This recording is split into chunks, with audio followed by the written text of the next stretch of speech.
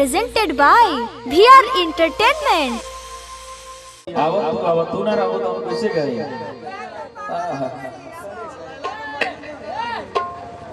Hello दिखाओ तनी।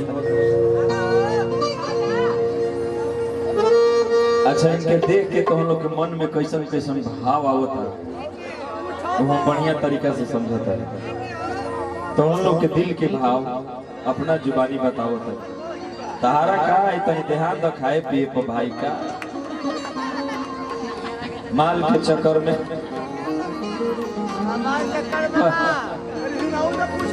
क्या बात है? अरे उठावा के ललिया अरे कनवा के बोलिया अरे अखिया के तोहरो भगवानी बड़ी फुर्सत से तोहरा के बनौले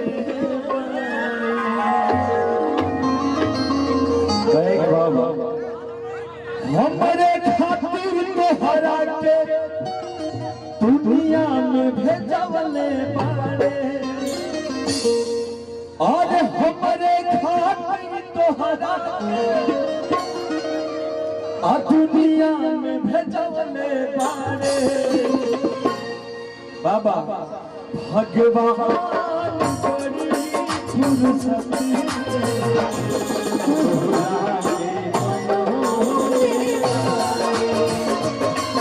भगवान बड़ी फुर्सत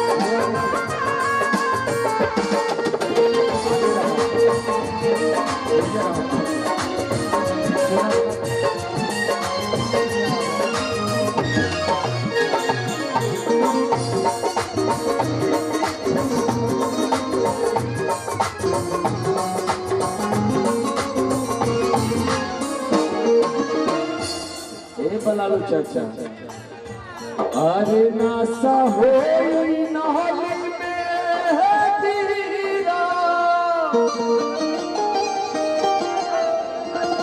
एकदम हकीकत बात नासा हो नली में गिरा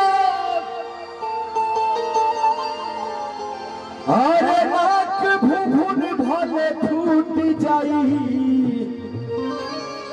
ए बाबा अरे दारू पे हम पिए मेहरारू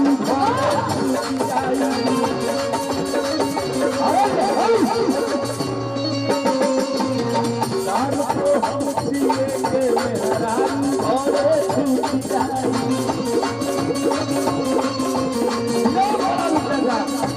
आशा होई नारी में आशा होई नारी में